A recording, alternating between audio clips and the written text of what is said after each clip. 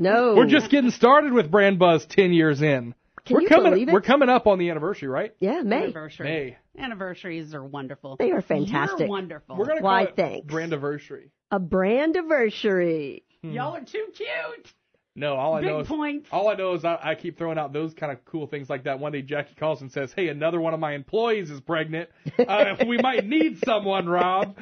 I don't let him drink the Kentwood water anymore. Well, I was about to say we need to shut that down. We're pretty much on the other side of the rash of pregnancies, right? Well, we have one more to deliver. Still one more. Yeah, actually, the person who started it is going to end it with 2 in a year. Yes, and then I think we're going to be done for a little while. Well, you now have the area next door. Yes, you could have a daycare. We could. We do have that suite in the building. We could open up a little daycare situation. All right, how are things going? Things are well. I mean, baseball. How about taking 2 out of 3 from the number 1 team in the division this weekend? It was pretty cool. It was fun to listen to here in Capo. Well, it was a lot of fun to go watch. I was there Friday night.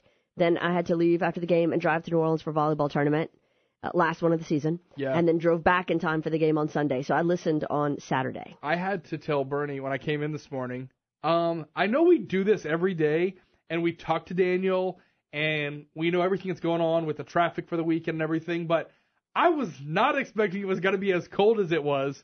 I mean, you hear cold front. Well, when you think April cold front, you think, okay, great, 60s. And then it was 44 on Saturday. I could see my breath. Yes. It was cold. It was really cold. Well, I'm not ready for it. No. I don't like it anymore. I'm out of the mood. Right. Well, it's funny. In my Facebook memories this weekend, apparently, I don't know, 10 or so years ago, I must have been in New York for a work trip, visiting a client or something, and we had snow. Uh-huh. And so I posted something about it. You know, it's April. Why do we have snow? Whatever. Yeah. And somebody in my feed wrote, well, it's just as cold here. So I'm thinking, oh, well, this is apparently normal for us. It could happen. Apparently this happens regularly, and I complain every year when it happens. Yes.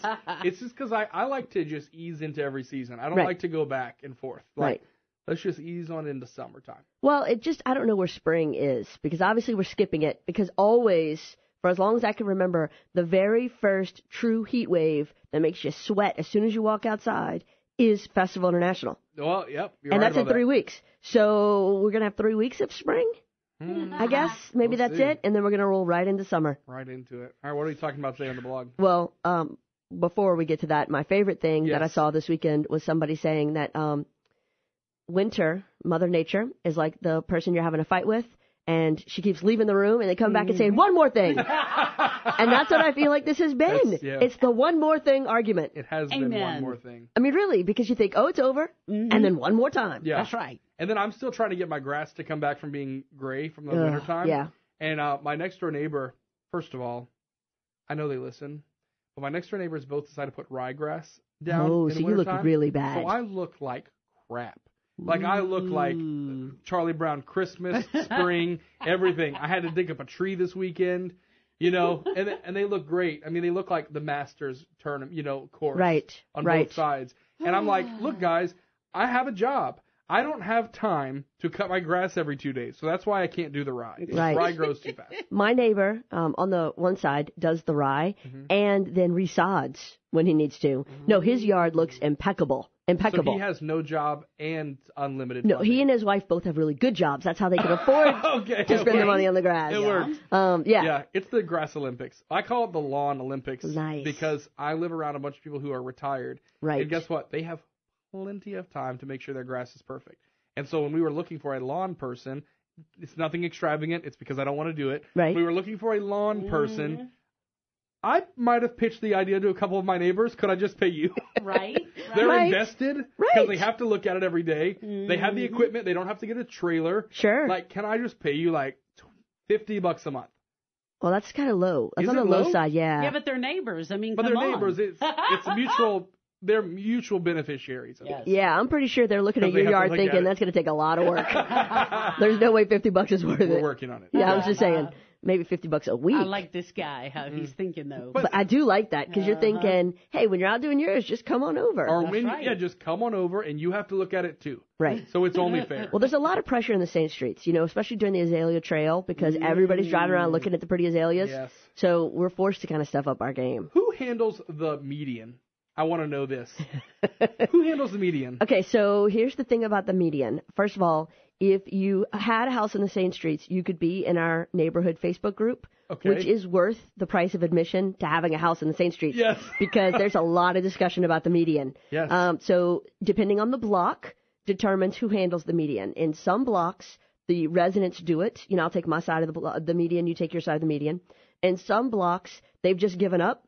And they don't care. They're like, it's just natural. Right. People walk their dogs in the median, and it's kind of free range. And other blocks, people get really angry about the dog walkers in the median, and they leave out bags and ugly signs and pictures of what was left in the median. And then, the city does cut the median every few months or so. Okay.